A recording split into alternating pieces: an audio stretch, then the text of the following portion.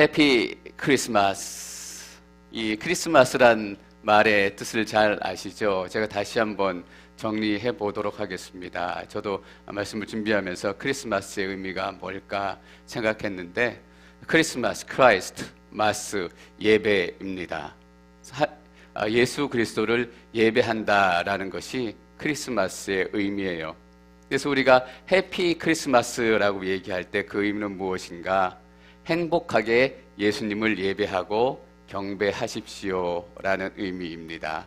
저희 다시 한번 인사할 텐데 이렇게 서로 인사해 주셨으면 좋겠습니다. 행복하게 예수님을 예배하십시오. 인사하시겠습니다. 예수님을 예배하십시오.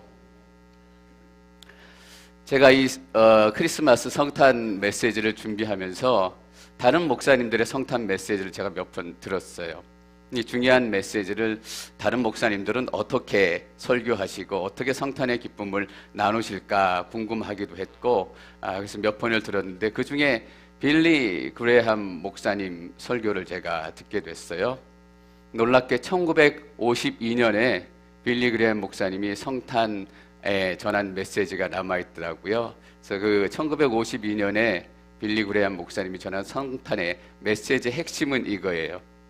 여러분, 성탄의 주인공은 예수님이십니다.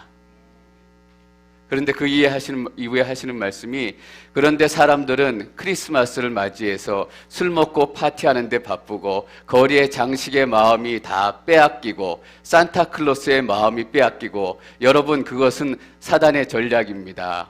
성탄의 주인공은 예수 그리스도이십니다. 1952년도에 전해진 메시지예요. 아마도 목사님께서 지금 메시지를 전하신다고 해도 똑같은 메시지가 전해질 것 같아요. 사람들이 하나님을 경배하지 않고 예수님을 경배하지 않고 크리스마스의 진짜 의미가 이루어져가고 퇴색되어져 가는 것은 2014년 지금의 문제일 뿐만 아니라 1952년 또 더 이전에 큰 문제였다라는 사실을 깨닫게 됐습니다. 해 아래 새 것이 없다 이렇게 저희가 농담하기도 하는데, 사람들은 시간이 지나도 또 세월이 지나도 사람들 안에 있는 죄성, 사람들 안에 있는 그런 마음들과 습관들은 똑같은가 보다. 그때나 지금이나 사람들은 똑같구나, 그런 생각을 하게 될 찰나에 제가 여러 가지 또 소식을 듣게 됐습니다. 그래서 깨닫게 된 것은 사람들은 똑같지 않다라는 것입니다. 사람들은 더 악해지고 세상은 더 악해지고 있다라는 것이에요. 여러분, 혹시 미국에서 메리 크리스마스 법안이라는 거 들어보셨어요? 작년에 텍사스에서 메리 크리스마스 법안이 통과가 됐어요. 메리 크리스마스 법안이 뭔가 하면 학교에서 선생님들이 학생들한테 메리 크리스마스 이렇게 인사해도 잡혀가지 않도록 만든 법안이에요. 메리 크리스마스라고 인사를 하니까 신앙이 없는 무신론자들, 무신론 단체, 다른 종교를 가진 사람들이 나는 예수님 밑에서 살고 싶지 않다. 크리스마스가 예수님을 경배하자라는 의미인데 나는 예수라는 소리 더 듣기 싫다. 왜 우리 아이들이 학교 와서 메리 크리스마스, 예수 그리스도의 성탄, 예수 그리스도를 경배하자는 그런 메시지를 들어야 하냐?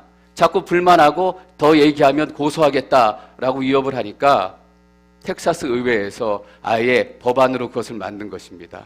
선생님들이 학교에서 메리 크리스마스 인사해도 그건 불법이 아니다라는 얘기예요. 여러분, 너무 놀랍죠?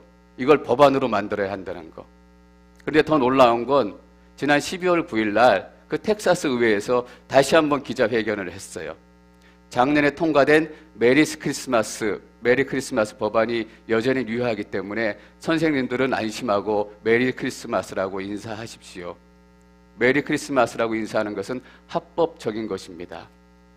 법안이 통과된 것도 웃긴데 법안이 통과된 지 1년 만에 의회에서 다시 나서서 괜찮다라고 기자회견을 해야 하는 것이에요.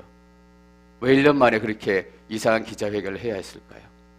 사람들이 계속 불만을 제기하는 거예요. 나는 예수 그리스도란 이름이 듣기 싫다. 나는 예수 그리스도 아래 살기 싫다. 자꾸 사람들이 불만을 제기하고 고소하겠다고 얘기하니까 의회에서 나와서 작년에 통과된 법안이 여전히 유효합니다 라고 다시 한번 선포해 준 거예요. 여러분, 텍사스가 미국에서 어떤 의미를 가지고 있는 지역인가 하면 미국 사람들은 텍사스 그 지역을 바이블 벨트라고 부릅니다. 아직도 크리스찬의 전통이 가장 많이 살아있고 남아있는 도시, 가장 보수적인 크리스찬들이 남아있는 곳, 보수적인 크리스찬의 전통이 가장 아직까지 미국에서 남아있는 곳이기 때문에 바이블 벨트라고 불려지고 있습니다. 텍사스에 달라스라는 신학교가 있어요. 달라스라는 신학교가 어떤 거로 유명하냐면 미국에서 가장 보수적인 신학을 가지고 있는 학교로 유명해요. 그 텍사스가 어떤 도시다라는 것을 얘기해 주는 거죠. 그런데 텍사스에서 메리 크리스마스 법안을 만들어야 해요. 거기에 사는 사람들이 거기에 불만을 제기하고 소송하겠다고 위협하기 시작하는 거예요. 바이블 벨트에서. 그래도 그나마 가장 보수적인 지역, 믿음이 살아있는 지역이기 때문에 메리 크리스마스 법안이 선포될 수 있었던 거예요. 뉴욕이라면 어떨까요? LA라면 어떨까요? 여러분, 해피 할러데이란 말 요즘에 너무 많이 들으시죠? 왜 해피 할러데이란 말 써요? 해피 크리스마스란 말 쓰기 싫다라는 거예요. 여러분, 우상 숭배가 무엇이라고 생각하십니까? 예수님이 있어야 할 자리, 하나님이 있어야 할 자리에 세상이 들어가고 세상의 문화가 들어가고 사람이 주인 되기 시작하고 돈이 주인 되기 시작하면 그게 우상 숭배잖아요. 해피 크리스마스, 예수님이 있어야 될 그 자리에 해피 할러데이, 사람들의 문화, 사람들의 생각, 사람들의 즐거움이 지금 본격적으로 앉기 시작했다라는 것을 상징적으로 나타내 주는 거예요. 이 세상의 문화가, 이 세상의 교육이 우리 크리스찬으로 하여금 우상을 숭배하도록 만들고 있는 거죠. 우리 자녀들은 학교 가면 그렇게 배워요. 우리 자녀들이, 우리 티네이저들이 몇 명 있는데 티네이저들이 와서 예배하고 하나님을 찬양하고 말씀을 묵상하고 읽을 수 있다, 그 자체가 기적이에요. 그들은 학교에서 배우는 거와 다르게 행동하는 거예요. 학교에서는 메리 크리스마스라고 못하게 하는데 하나님의 말씀이 메리 크리스마스라고 해야 된다라고 가르치기 때문에 학교에서 배우는 것과 다르게 살고 있는 거예요. 어른들보다 낫지 않아요? 우리는 하나님의 말씀대로 살지 못하잖아요. 그런데 우리 애들은 학교에서는 그렇게 배우지만 교회 나와서 하나님을 예배하고 찬양하는 것입니다. 그래서 여러분들이 여기 앉아있는 여러분들의 자녀 그냥 온 게 아니라 하나님의 기적이에요. 하나님을 예배할 수 있는 것. 우리는 분명히 점점 해피 할러데이라는 말을 더 많이 듣게 될 거예요. 해피 크리스마스는 누가 지켜야 하는가? 세상 사람들에게 지켜달라고 우리가 소리쳐야 되는가? 쇼핑몰에 가서 쇼핑몰 여러분들이요, 크리스마스의 주인공은 하나님이십니다, 예수님이십니다 라고 선포해서 그들이 크리스마스의 의미를 지켜주도록 우리가 부탁해야 하는 것인가요? 아니에요. 크리스마스의 진짜 의미는 우리가 지켜야 해요. 우리 믿음의 사람들, 이 시간 하나님의 이름으로 또 예수 그리스도의 이름으로 기뻐하며 예배하는 우리가 그 크리스마스의 진짜 의미, 해피 할러데이가 아니라 해피 크리스마스의 의미를 지켜야 하는 것입니다. 예수님께서 2014년, 25년 전에 베들레헴에서 태어나셨죠. 장로님 기도하신 것처럼 베들레헴이 그렇게 특별한 도시입니다. 그런데 학자들에 따르면 당시에 베들레헴의 인구는 한 300명 정도, 많이 생각해야 300명 정도 되는 아주 작고 이름 없는 도시였잖아요. 그런데 어느 날 이 베들레헴이 갑자기 난리가 났어요. 베들레헴이 발칵 뒤집혔어요. 왜냐하면 헤롯의 군대가 막 들이닥쳤어요. 헤롯의 군대가 들이닥쳐가지고 아기 내놔라, 아기 내놔라 그러면서 온 동네를 다 뒤집고 엎고 다니는 거예요. 그리고 한 살도 안 된 애기들 잡아가기도 하고 완전 쑥대밭을 만드는 거예요. 사람들은 이 조용한 동네, 우리 그냥 양이나 치고 살던 이게 작은 동네에 이게 무슨 일인가? 이게 무슨 난리인가? 왜 헤롯 왕의 군대가 우리 마을에 와가지고 온통 쑥대밭을 만드는가? 막 서로 묻고 이상하게 생각했을 거예요. 그런데 그 중에 한 사람이 이상한 소문을 듣고 온 거예요. 내가 이상한 얘기를 하나 들었는데 헤롯 왕에게 동방에서 온 박사들 몇 명이 찾아갔다는 거야. 찾아가서 헤롯 왕에게서 이렇게 얘기했다는 건데 헤롯 왕이시여 이스라엘의 왕이 났다고 얘기하는데 이스라엘의 왕이 지금 어디 있습니까? 라고 묻고 갔다는 거야. 그래도 안 그래도 헤롯 왕은 자기가 유대인이 아니기 때문에 언제 이 왕에서 쫓겨날까 불안해하고 있는데 이스라엘 왕이 태어났다니까 너무너무 불안해가지고 신하를 다 불러 모았어. 그래서 신하들에게 이스라엘 왕이 도대체 어디서 태어나는 거냐? 물었는데 율법학자들이, 성경학자들이 구약에 700년 전에 예언되어 있는데 메시아 그리스도 이스라엘의 왕은 베들레헴에서 난다라고 기록되어 있어요. 헤롯 왕이 막 화냈을 것 같아요. 야, 말이 되냐? 700년 전에 예언된 그 말씀이 어떻게 지금 그 사람이 예언들한 게 지금 이루어지냐? 말도 안 되는 소리 하지 마라. 막 신하들을 질책했을 것 같아요. 그런데 율법학자들이 아닙니다. 하나님의 말씀에 분명히 베들레헴에서 메시아가 난다고 기록되어 있습니다. 그래? 그럼 베들레헴으로 군대를 보내라. 그 애들을 다 잡아와라. 그래서 군대가 들이닥치기 시작했고 어떤 사람이 그 수상한 예루살렘의 소문을 듣고 얘기하기 시작하는 거예요. 그 얘기들이 막 나누어지니까 사람들 안에서 이 얘기 저 얘기 막 왔다 갔다 해요. 아, 맞아. 그러고 보니까 얼마 전에 그 젊은 두 부부가 와서 여기서 애를 낳고 떠났지. 그 애기가 메시아란 말인가? 맞아. 가만히 생각해 보니까 동방에서 왔다고 하는 사람들이 와서 선본을 가지고 와서 거기 애기한테 찾아가지고 절하고 갔다는 소문도 있어. 그리고 양에서 들으치던 목자들이, 천사들이 나타나서 그리스도가 다윗의 동네 베들레헴에서 날 것이라는 소식을 듣고 목자들이도 한때 몰려와가지고 그 집에 가서 그 아이한테 막 절하고 갔잖아. 메시아인가 봐. 어쩌면 그 아이가 메시아일지도 모르겠다. 300명도 안 되는 그 작은 동네가 발칵 뒤집혔어요. 메시아가 나셨을지도 모르겠다. 그럼 우리 잘 먹고 잘 살게 되는 건가? 우리 인생 달라지는 건가? 그들에게 수상한 소식이 들리기 시작한 것입니다. 여러분, 이 수상한 소문이 어디서 시작이 됐어요? 갈릴리 나사렛이라는 작은 도시에서 시작이 됐잖아요. 성경에서 갈릴리에 대해서 또 이렇게 얘기하고 있어요. 저희 마태복음 4장 말씀 같이 읽겠습니다. 마태복음 4장 시작. 그물로 땅과 납달리 땅이요 곳으로 가는 길목 요단강 건너편 이방 사람의 갈릴리여 어둠에 살고 있는 백성이 큰 빛을 보았고 죽음의 그림자가 드리워진 땅에 앉아있는 사람들에게 빛이 비쳤다.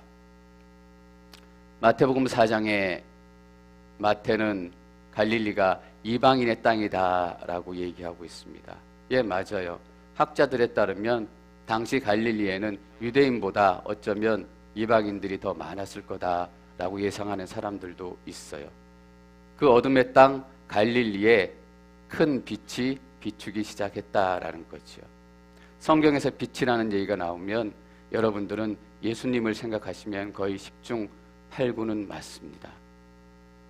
이방인들이 가득 차 있는 그 어둠의 땅 갈릴리, 이방인의 땅 갈릴리에 예수님의 빛이 임하기 시작했다라는 마태의 얘기입니다.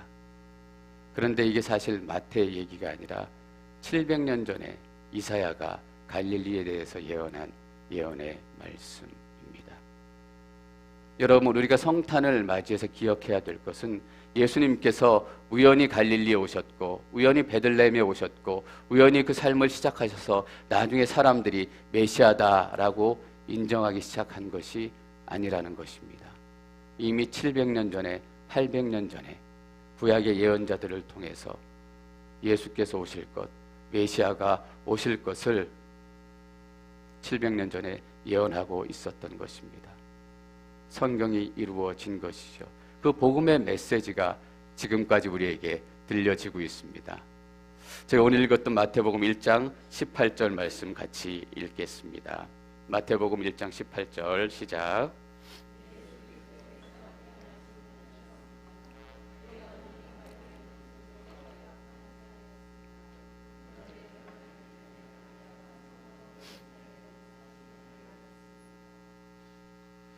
마리아와 요셉이라는 한 처녀와 총각이 나오죠.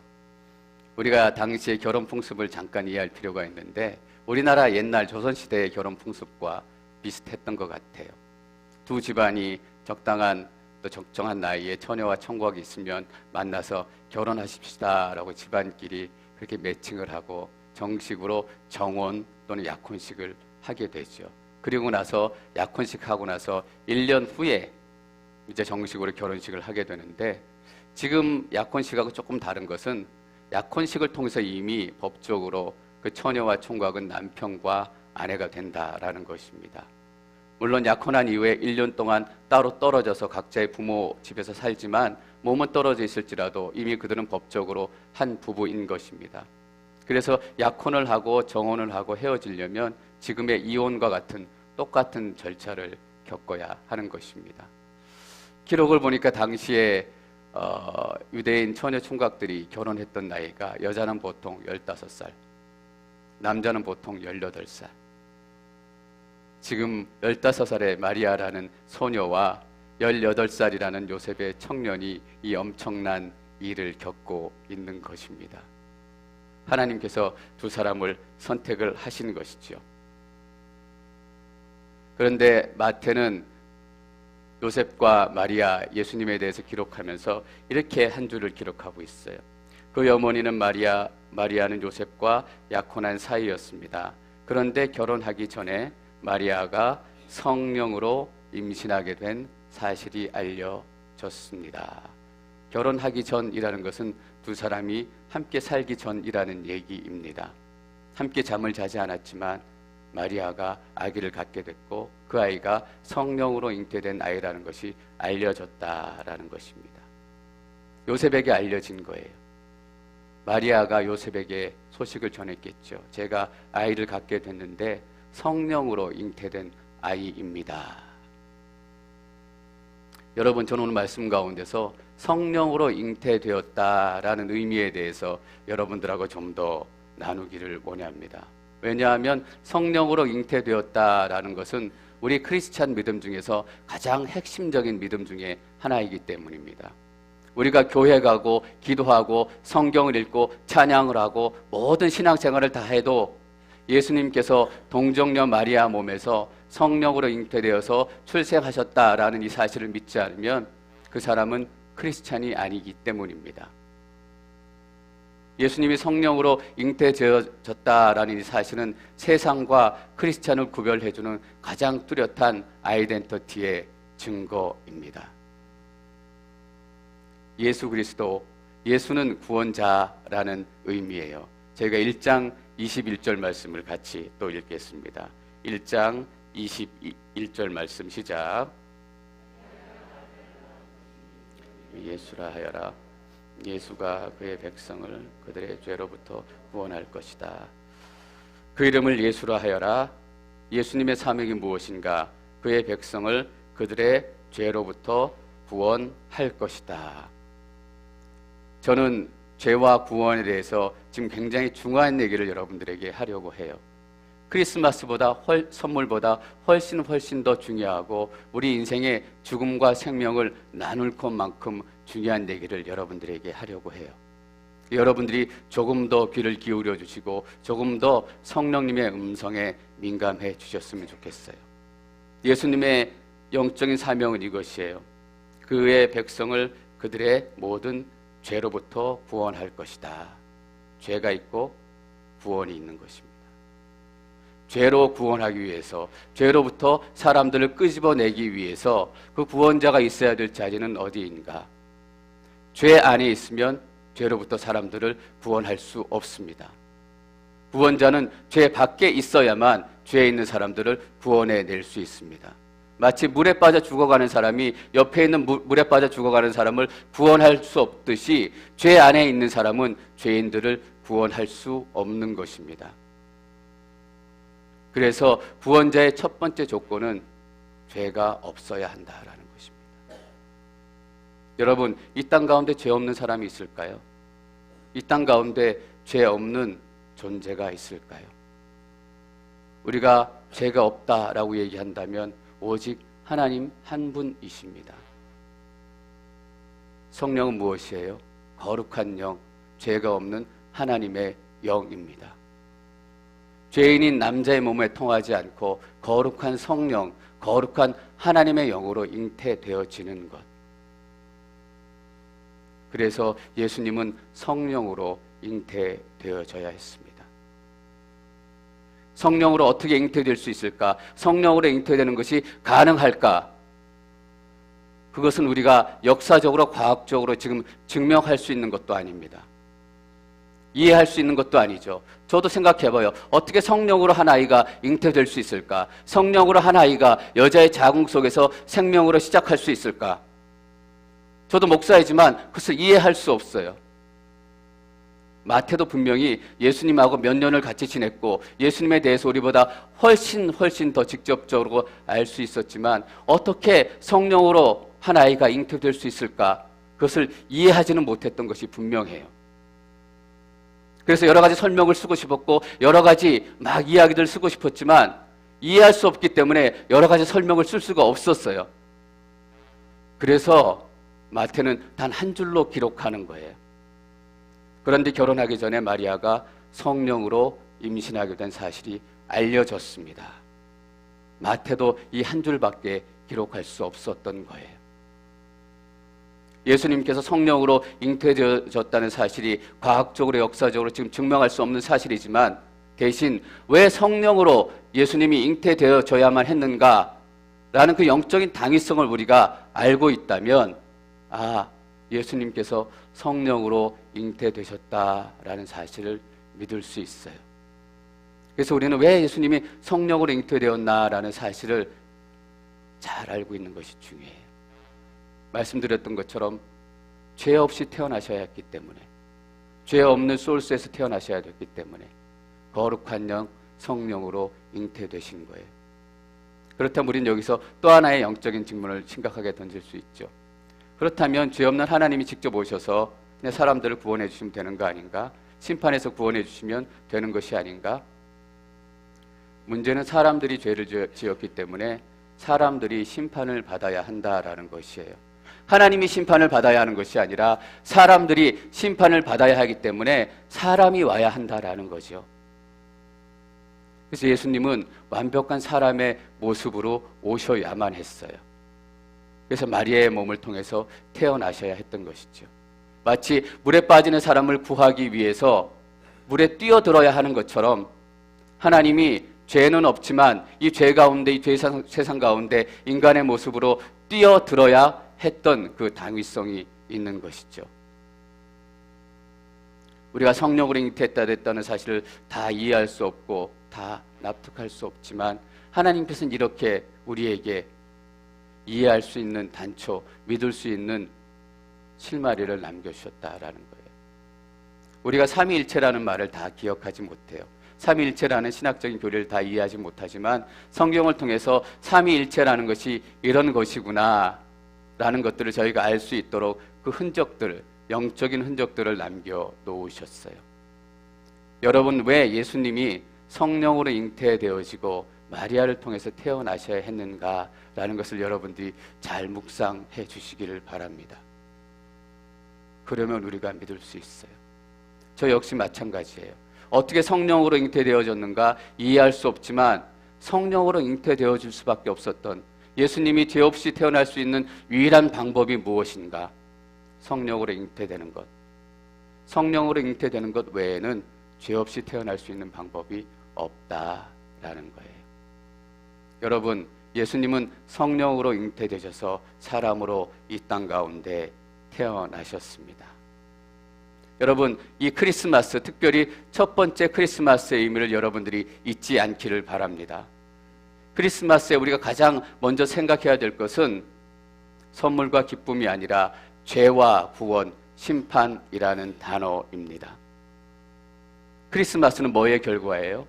하나님의 심판의 결과입니다. 왜냐하면 하나님께서 이 땅을 심판하기를 원하셨어요. 처음에 에덴 동산에서 아담과 하와가 죄를 지었잖아요. 그래서 두 사람을 심판하셔서 에덴 동산에서 쫓아내셨어요. 그러고 나서 좀 나아질까 싶었는데 이 땅에 죄가 관영해지자 하나님께서 도저히 참을 수 없었기 때문에 노아의 홍수를 통해서 모든 세상을 심판하셨잖아요. 그리고 나서 하나님께서 기다리시고 또 기다리시고 이스라엘을 세우셔서 하나님의 나라를 기다리시고 기다리셨는데 이 땅이 변화가 없는 거예요. 시간이 지나면 지날수록, 사람들이 태어나면 태어날수록 이 땅은 더러워지고 이 땅은 죄로 덮여지고 사람들의 마음은 더 교만해지는 거예요. 하나님께서 더 이상 못 참겠다. 내가 이 땅을 끝내버리고 말겠다. 내가 홍수로 이 땅을 심판하겠다고, 다시는 심판하지 않겠다라고 얘기했기 때문에 내가 불로 이 땅을 다 태워버릴 것이다. 이 땅을 끝내자 라고 이 땅에 심판의 불을 보내신 거예요. 근데 이 땅에 도착한 건 뭐예요? 심판이 아니라 예수 그리스도예요. 여러분, 크리스마스는 심판의 결과예요.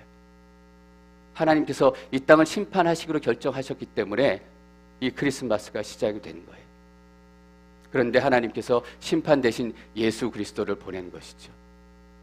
그래서 크리스마스는 심판의 결과이면서 동시에 하나님의 사랑의 결과인 것입니다. 여러분에게는 이 크리스마스가 어떤 의미이십니까?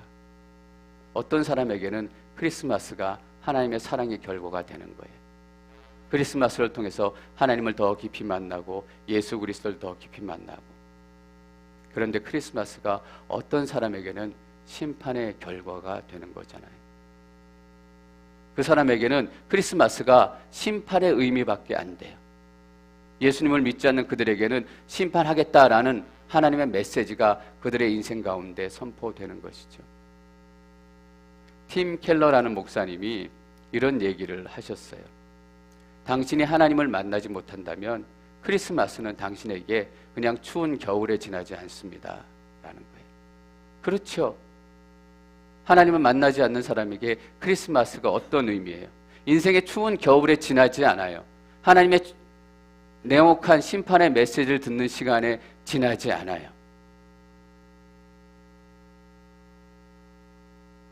여러분에게 크리스마스가 되기를 축원합니다. 크리스마스가 심판의 날, 추운 겨울이 되지 않기를 바랍니다. 여러분, 레리 킹이라는 사람이 있잖아요. 미국의 유명한 그 방송인이고, 레리 킹 쇼는 미국에서 가장 인기를 끌었던 토크쇼. 그래서 토크쇼 인터뷰의 전설처럼 레리 킹이 미국 방송계에 남아있는데, 몇 년 전에 은퇴하는데 사람들이 물어봤어요. 레리 킹한테. 당신이 인류 역사상 살았던 모든 사람 중에 단 한 사람을 골라서 인터뷰할 수 있다면 레리 킹 씨 누구를 인터뷰하고 싶습니까? 라는 거예요. 레리 킹이 이렇게 얘기했어요. 한 사람을 골라서 내가 만약에 인터뷰할 수 있다면 내가 예수와 인터뷰하고 싶습니다. 그래서 예수에게 이런 질문을 던지고 싶습니다. 당신이 동정녀 마리아에게 태어난 것이 맞습니까? 레리 킹은 예수님을 믿지 않는 회의론자예요. 그 회의론자에게도 이 동정녀 마리아의 탄생, 첫 번째 크리스마스는 그렇게 중요한 의미였어요. 내가 그 질문을 하고 예수님이 어떻게 대답하느냐에 따라서 역사를 해석하는 역사의 정의가 달라질 것이다. 예수님이 동정녀 마리아에게 태어나셨다는 것, 첫 번째 크리스마스의 의미는 우리 인생을 구분하는 가장 중요한 기준점인 것이죠. 옛날에 중세 철학가 중에 한 분이 이런 얘기를 했죠. 여러분들이 하나님을 잘 믿지 않습니다. 그런데 이렇게 한번 가정을 해보십시다. 하나님이 있고 하나님이 없다. 확률적으로 얘기하면 있고 없다가 50%입니다. 그런데 여러분들이 만약 하나님이 있다라고 믿고 살아가다가 죽은 다음에 하나님이 없다. 그렇다고 한들 여러분 인생에 손해가 나는 것이 하나도 없습니다. 근데 반대로 얘기해 보십시다. 하나님이 없는 것처럼 살아가다가 죽어서 딱 근데 눈앞에 하나님이 딱 나타나 있다면 여러분들은 어떻겠습니까? 물론 그 철학자가 하나님을 믿기 위해서 격려하기 위해서 그렇게 변증법을 사용을 했지만 그래서 어떤 부분은 사실이기도 합니다. 하나님을 믿고 사는 것이 훨씬 손해 없는 인생이다라는 것이죠. 그러나 또 어떤 부분은 틀려요. 우리는 손해보지 않기 위해서 하나님을 믿는 게 아니기 때문이에요. 우리는 살기 위해서 예수 그리스도를 믿는 거예요. 단순히 손해보지 않기 위해서 우리가 예수님을 믿는 거라면 사실은 예수님 믿을 필요가 없어요. 죽고 사는 문제, 특별히 영원히 죽고 사는 문제와 관련이 돼 있기 때문에 동정녀 마리아의 탄생, 크리스마스, 예수 그리스도가 우리 인생 가운데 그렇게 중요한 것이고 회의론자 레리 킹에게도 그렇게 가장 중요한 역사의 문제인 것이에요. 이번 크리스마스에 서울 서빙고 온누리교회에서는 손양원 목사님의 일대기를 그린 영화를 본다고 해요. 그래서 손양원 목사님이 어떤 분이신가 그냥 들어봤지만 제가 조금 찾아봤어요. 손양원 목사님은 일제시대 때 또 공산 치하가 또 시작되는 그런 시점에 목사로서 섬겼던 그런 분이에요. 신사참배 때문에 일본 군사들이 막 누르고 억압할 때도 신사참배를 하지 않았고 나는 하나님 한 분만을 섬기겠다라고 꼿꼿이 믿음을 지켰던 그런 분이에요. 그런데 그분이 단순히 그것 때문에 유명한 것이 아니라 자기 아들들을 죽였던 자기 두 아들을 죽였던 그 살인자를 자기의 양아들로 받아들인 거예요. 두 아들이 왜 죽었냐 하면 1948년에 여수 반란 사건이 일어났을 때 좌익 세력들이 그 지역을 다 장악했죠. 그런데 그 아들 두 사람 25, 19살 된 두 아들인데 기독청년회를 이끄는 불순분자라고 해서 두 아들을 그 친구가 총을 쏴서 죽였어요. 죽어가는 과정 가운데서 두 아들은 서로의 형제의 목숨을 지키기 위해서 최선을 다했고 총으로 맞아 죽어가는 그 시점에 하나님, 우리의 영혼을 하나님께 맡깁니다. 마치 스데반의 고백처럼 그게 고백하면서 쓰러져 갔던 그 두 아들의 아버지가 손양원 목사님이에요. 근데 손양원 목사님이 두 아들을 보내는 그 장례식에서 했던 유명한 기도가 있어요. 우리는 9가지의 감사 기도라고 부르는데 제가 손양원 목사님이 장례 때 했던 설교를 좀 뽑아왔어요. 좀 한번 읽어볼게요. 여러분, 내 어찌 긴 말에 답사를 드리리요. 내가 아들들의 순교를 접하고 느낀 몇 가지 은혜로는 감사의 조건을 이야기함으로써 답사를 대신할까 합니다. 첫째, 나 같은 죄인의 혈통에서 순교의 자식들이 나오게 하셨으니 하나님께 감사합니다. 둘째, 허다한 많은 성도들 중에 어찌 이런 보배들을 주께서 하필 내게 맡겨주셨는지 그 점 또한 주께 감사합니다. 셋째, 삼남 삼녀 중에서도 가장 아름다운 두 아들 장자와 차자를 바치게 된 나의 축복을 하나님께 감사합니다. 넷째, 한 아들의 순교도 귀하다 하거늘 하물며 두 아들의 순교라니요. 하나님 감사합니다. 다섯째, 예수 믿다가 누워 죽는 것도 큰 복이라 하거늘 하물며 전도하다가 총살 순교 당함이리요. 하나님 감사합니다. 여섯째, 미국 유학 가려고 준비하던 내 아들 미국보다 더 좋은 천국에 갔으니 내 마음이 안심되어 하나님 감사합니다. 일곱째, 나의 사랑하는 두 아들을 총살한 원수를 회개시켜 내 아들 삼고자 하는 사랑의 마음을 주신 하나님께 감사합니다. 여덟째, 내 두 아들의 순교로 말미암아 무수한 천국의 아들들이 생긴 것이 믿어지니 우리 아버지 하나님께 감사합니다.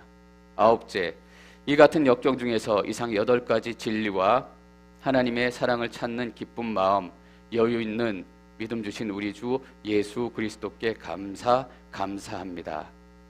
끝으로 나에게 분수에 넘치는 과분한 큰 복을 내려주신 하나님께 모든 영광을 올려드립니다.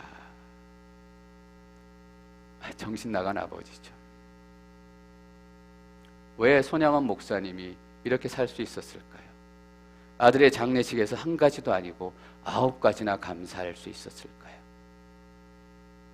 그가 믿는 믿음, 그가 믿는 예수 그리스도가 단순히 편하게 살고 기쁘게 살고 잘 사는 것에 만족하지 않기 때문이에요. 예수님을 믿는 것은 사는 것과 죽는 것, 영원히 사는 것과 영원히 죽는 것과 연관이 있기 때문입니다. 사랑하는 성도 여러분, 오늘 기쁜 크리스마스를 맞이해서 좀 다소 무거운 메시지가 됐을지도 모르겠어요. 그러나 우리가 크리스마스의 본질을 잃지 않았으면 좋겠다라는 그 마음을 성령님께서 제게 주셨어요.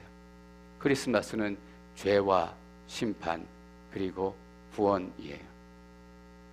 여러분들에게는 어떤 크리스마스가 되십니까? 크리스마스가 그냥 생명과 죽음의 문제인가요? 아니면 조금 더 기쁘고 조금 더 선물 다 받고 조금 더 잘 사는 것의 문제인가요? 여러분, 크리스마스, 크라이스트 마스, 예수님을 경배한다라는 뜻입니다. 우리는 2014년 크리스마스를 맞이해서 우리 가운데 예수님을 향한 깊은 경배가 다시 시작될 것임을 믿습니다. 우리의 삶을 통해서 하나님을 경배하고 하나님을 예배할 것입니다. 우리가 손양원 목사님처럼 그렇게는 살지 못할지라도 우리의 삶의 작은 흔적들, 작은 모습 속에서 크리스마스의 의미를 우리의 삶으로 선포하며 살아가게 될 것입니다. 저희가 끝으로 다시 한번 인사했으면 좋겠습니다. 해피 크리스마스란 뜻이 이런 뜻이라고 말씀드렸어요.